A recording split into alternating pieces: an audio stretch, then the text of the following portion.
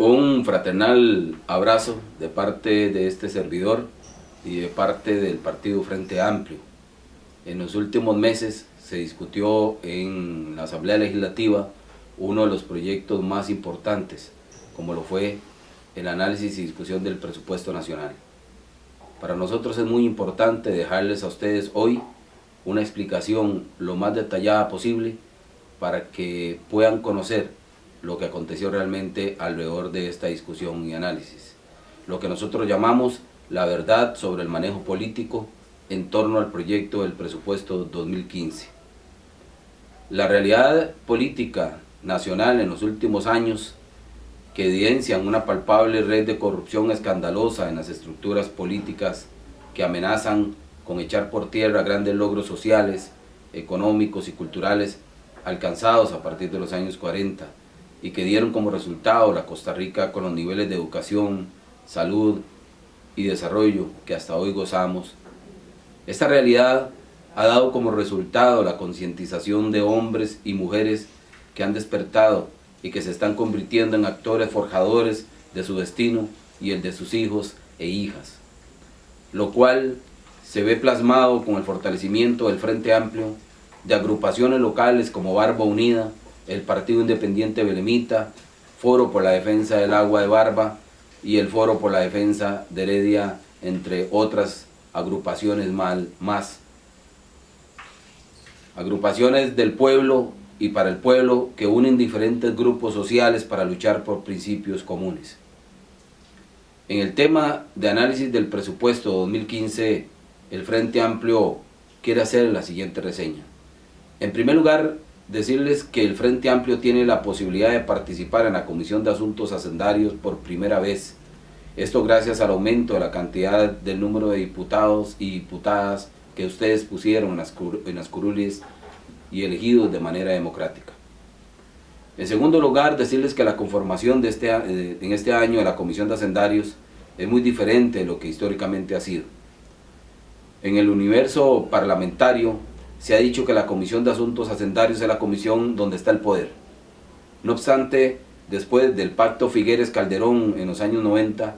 ponerse de acuerdo era sencillo para los dos partidos que nos han gobernado en las últimas décadas, debido a que el gobierno de turno solo tenía que ceder a las peticiones del otro partido opositor, que generalmente eran traducidos en partidas específicas para asociaciones privadas o grupos de poder. No es hasta el resquebrajamiento del bipartidismo que esta situación tímidamente comienza a cambiar, y digo tímida porque a excepción del primer año del gobierno anterior, donde los partidos contrarios al gobierno realizaron una alianza y lograron ganar el directorio de la Asamblea Legislativa, los siguientes 3 años el gobierno de Laura Chinchilla logró romper la alianza, negociando con el PACE y los partidos cristianos, dándoles participación en el directorio y en las comisiones más importantes, entre ellas la de Comisión de Hacendarios, por lo que se aseguró el manejo de 3 años más en el Parlamento. El nuevo gobierno de don Guillermo Solís, sin embargo, parece no leer muy bien su realidad partidista, o desconocer el poder de la Comisión de Hacendarios, y le entrega el control total de la comisión a un subgrupo de su partido, subgrupo que era sabido que no representaba ni compartía fielmente los intereses del presidente. Este grupo estaba liderado por el diputado Tom Solís y por la diputada Epsi Campbell, y más tarde se unió el diputado Marco Redondo, este último quien al final del trabajo de la comisión se acercó en representación del gobierno. Asimismo, dentro de la mala lectura que hace el nuevo gobierno, le da mayoría al Partido de Liberación Nacional, el partido que acaba de perder el poder y que muy posiblemente era el más interesado en que el nuevo gobierno quede mal. El proyecto del presupuesto fue presentado por el gobierno de Luis Guillermo Solís el 1 de septiembre del 2014, ingresó a la Comisión de Hacendarios el 2 de septiembre del 2014, esta comisión integra una subcomisión y esa subcomisión brinda un informe el 1 de octubre del 2014. La conformación de esta subcomisión por parte del diputado Tom Solís fue histórica, porque es la primera vez que se conforma con representación de cada partido que forma la Comisión de Hacendarios. Me correspondió formar parte de la subcomisión, sesionando de lunes a jueves a partir de las 7 de la mañana hasta casi las 10 de la mañana, y por las noches después del plenario, inclusive sesionando sábados y domingos. Desde un inicio se presentan gran cantidad de normas presupuestarias por parte de los partidos de Liberación Nacional y del diputado Otón Solís para restringir el uso de los presupuestos, directrices que en algunos casos nosotros apoyamos porque ponía fin a la sana o porque el fin era la sana rendición de cuentas, pero en otros casos rozaban con la Constitución, por lo que el Frente Amplio tuvo que dar una intensa argumentación en la defensa de la institucionalidad y del derecho. Esto hizo que en algunos casos lográramos convencer de votarlas negativo y en otros casos lográramos revertir las decisiones ya tomadas de la subcomisión. Lamentablemente, siempre se aprobaron mociones de esta índole. Se hicieron sesiones ordinarias y extraordinarias. Se recibieron a jerarcas de instituciones para que presentaran sus presupuestos y aclararan dudas. Esto nos llevó a un análisis previo pormenorizado de cada presupuesto. Es claro que tuvimos que redoblar esfuerzos para sacar el trabajo de comisiones, el trabajo de plenario, la atención de las comunidades y el trabajo de análisis del presupuesto, por lo menos de parte del Frente Amplio, que siempre lo hizo responsable y técnicamente fundamentado. Desde que el proyecto de presupuesto ingresó a la corriente legislativa,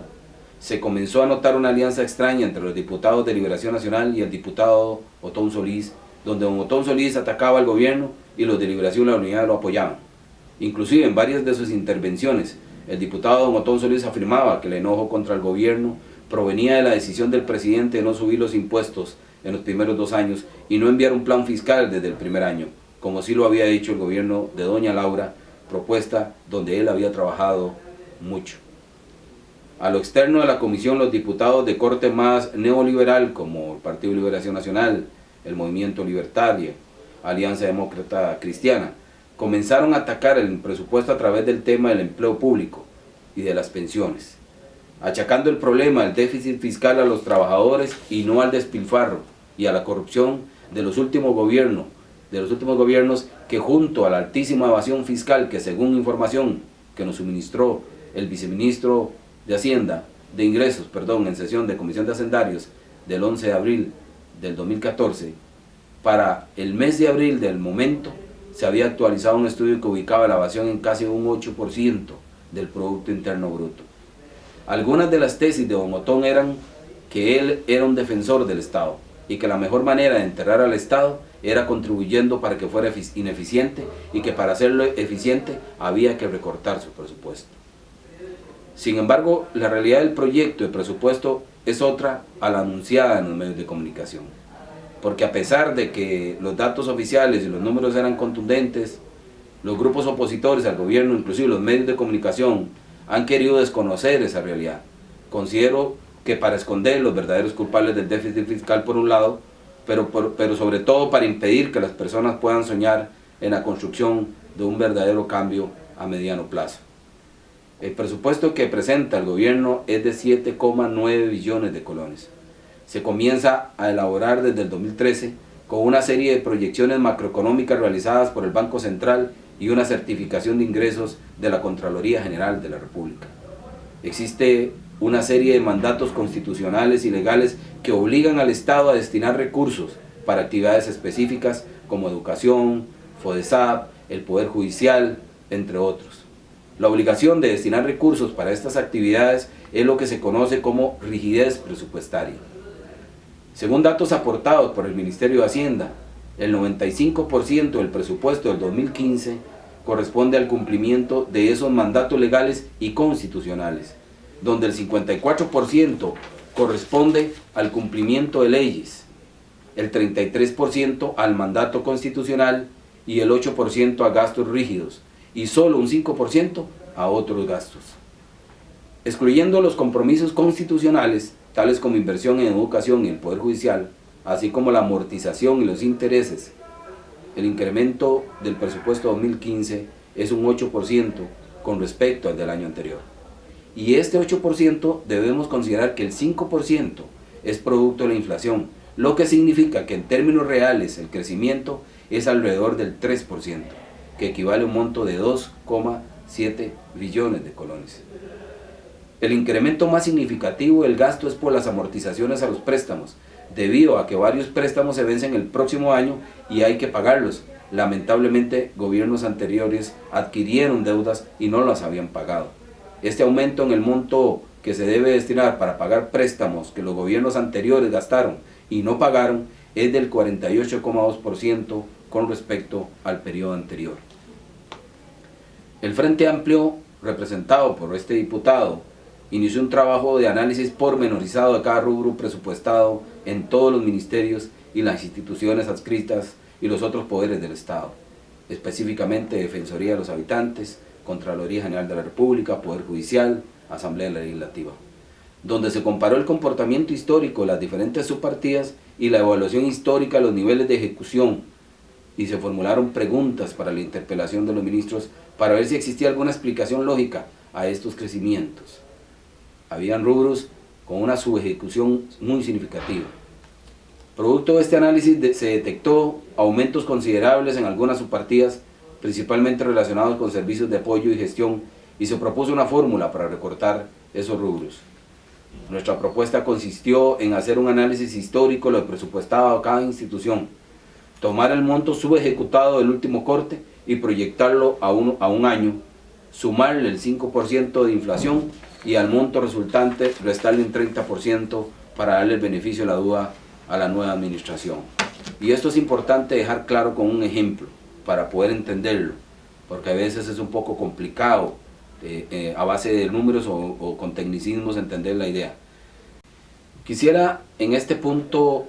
dar un ejemplo para mejor entender más allá de los datos técnicos. Había una partida de 2.500 millones de colones desde el gobierno anterior asignado para el arreglo de la infraestructura en los centros educativos de este país. Y al día en que analizamos el presupuesto, estos 2.500 millones prácticamente no se habían utilizado. Nosotros tomamos ese rubro y cuando venía el ministro o ministra representante de la institución o el ministerio, le preguntábamos cuál era la razón de esa subejecución. Si había explicación válida, se contemplaba, pero si no había explicación válida, tenía que tomarse medidas sobre esa subejecución. Por supuesto, el Frente Amplio, la educación y la salud no la tocó nunca, pero en otros rubros tomamos esa subejecución y logramos proyectarla a un año, le dimos el 5% de inflación y al restante le dimos un colchón de 30%, dándole la posibilidad al nuevo gobierno de demostrar su capacidad de ejecutar el presupuesto, dándole el beneficio de la duda, porque la incapacidad de ejecución de presupuesto, como en el caso de la educación en infraestructura, eran los gobiernos anteriores. Entonces ese fue el criterio del Frente Amplio. Lamentablemente, antes y durante el periodo del análisis, cuando apenas iniciaba el periodo de visitas de los ministros, donde presentaban sus argumentos para defender su presupuesto, el diputado don Otón Solís presentaba una moción para recortar casi todos los rubros presupuestarios, haciendo énfasis en el tiempo extraordinario, en alquileres, en servicios básicos de las instituciones como luz, agua, teléfono, reparación de equipos, seguros, entre otros, por un monto cercano a los 308.000 millones de colones.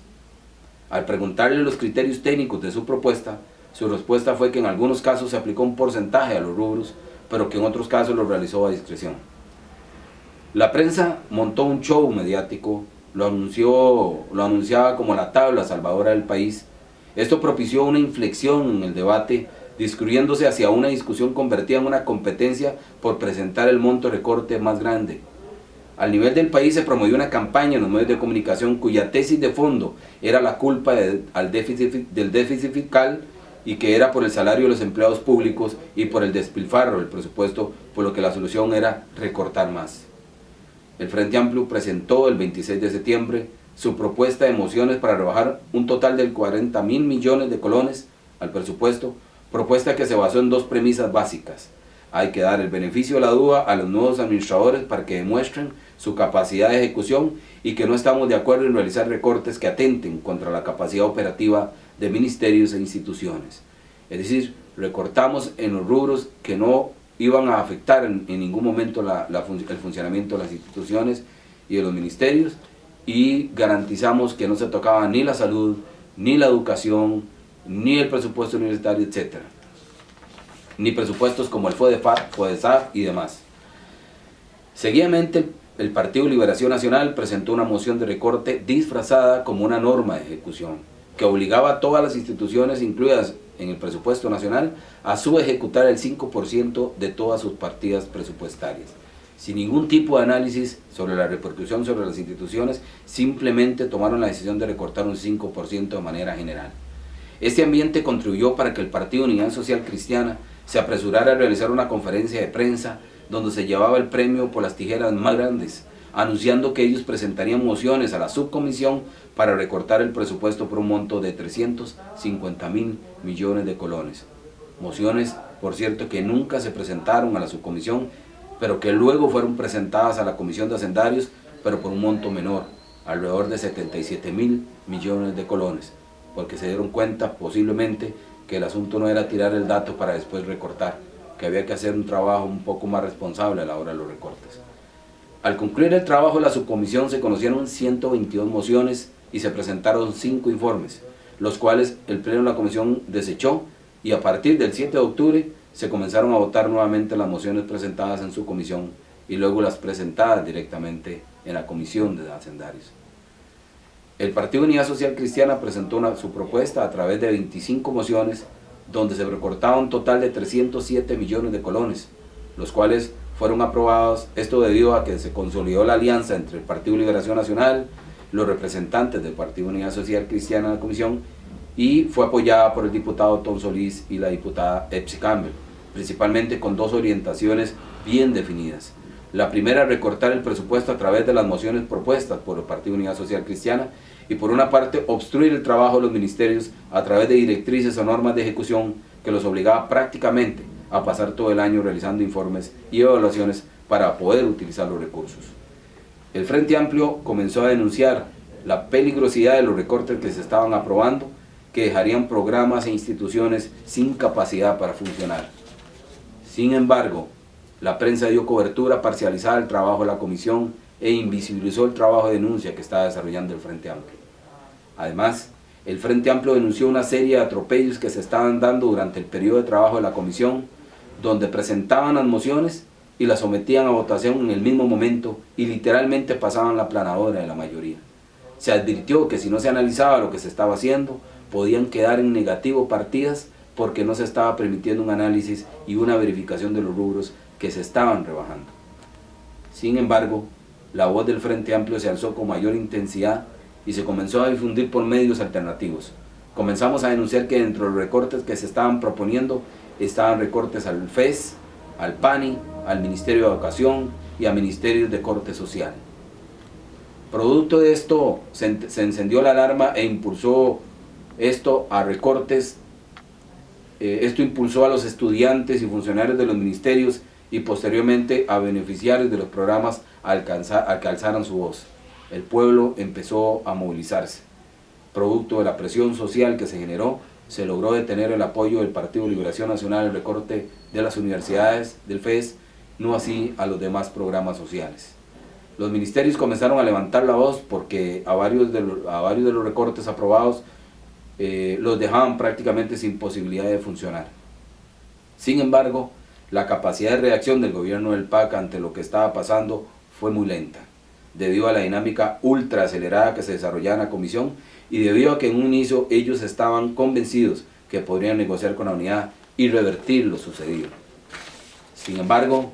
las solicitudes debajo de la mesa estaban más allá de las posibilidades del PAC y la alianza mantuvo los recortes y la única negociación que prosperó fue la que se mantuviera el monto de recorte por ministerio, pero que los ministerios señalaran en qué partidas quería que se les aplicara sus recortes.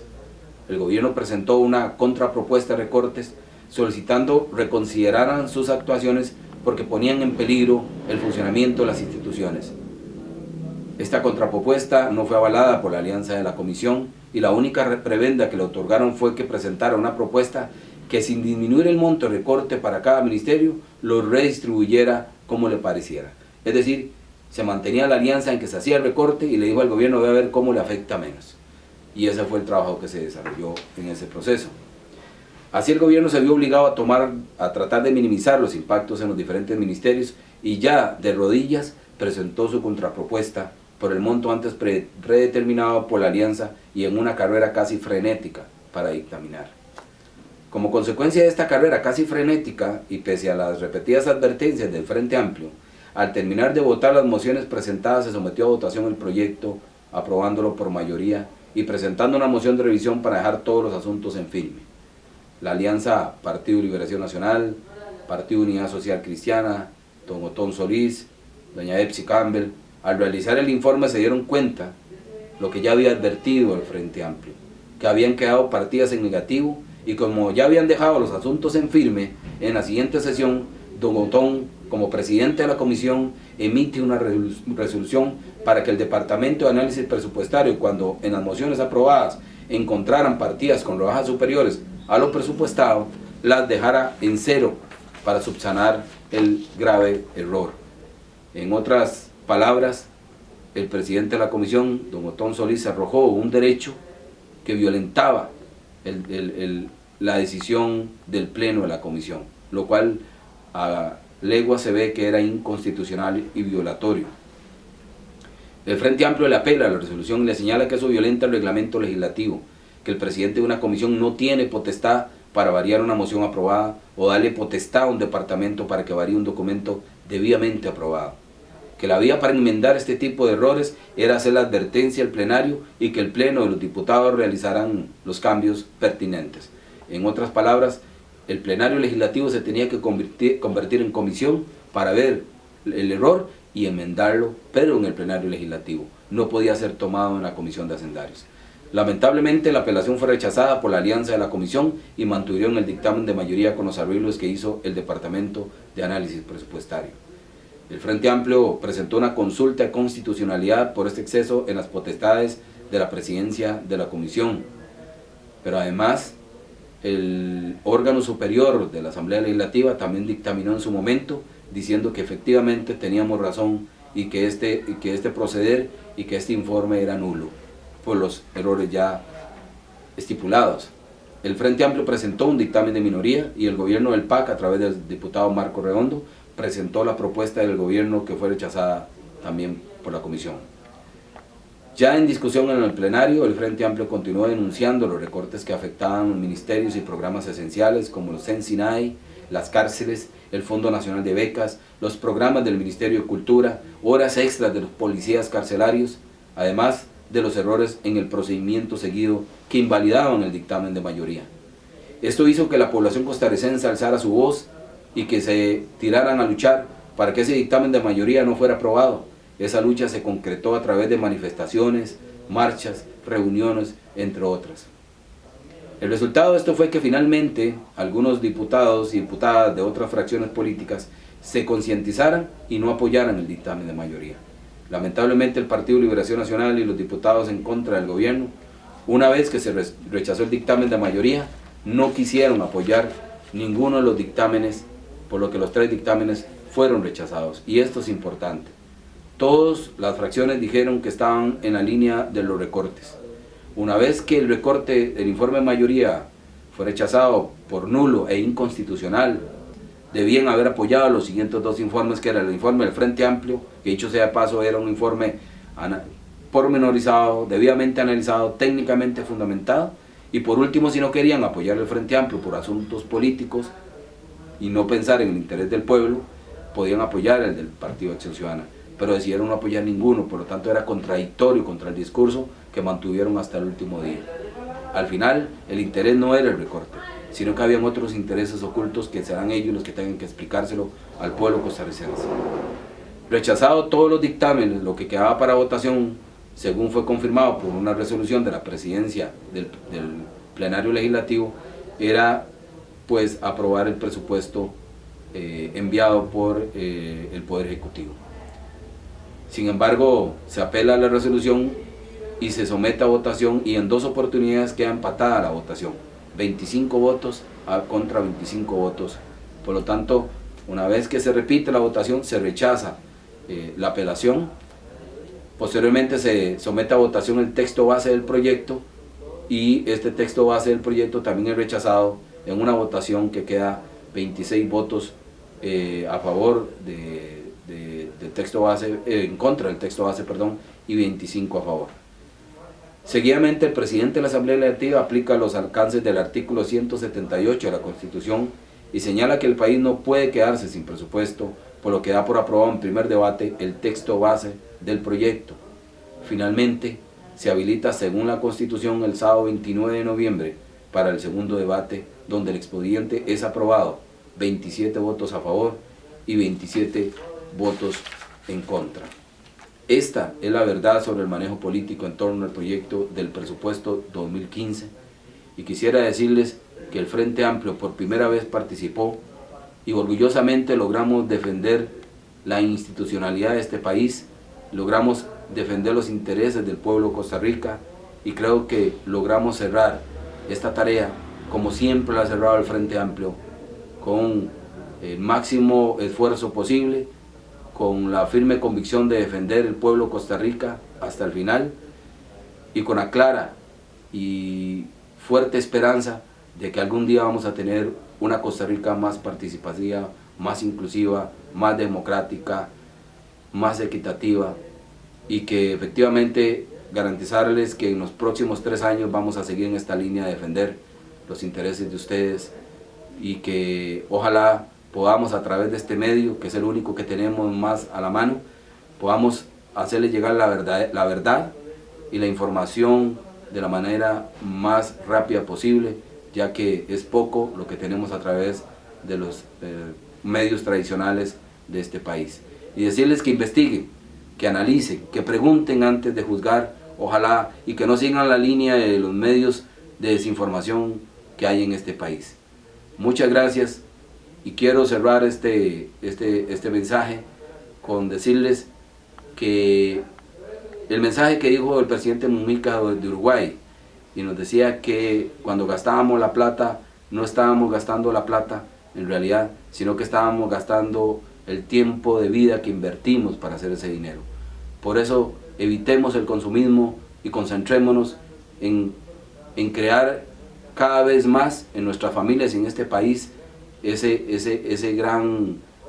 mensaje, ese gran valor que es el único que puede salvar esta humanidad, como es la solidaridad.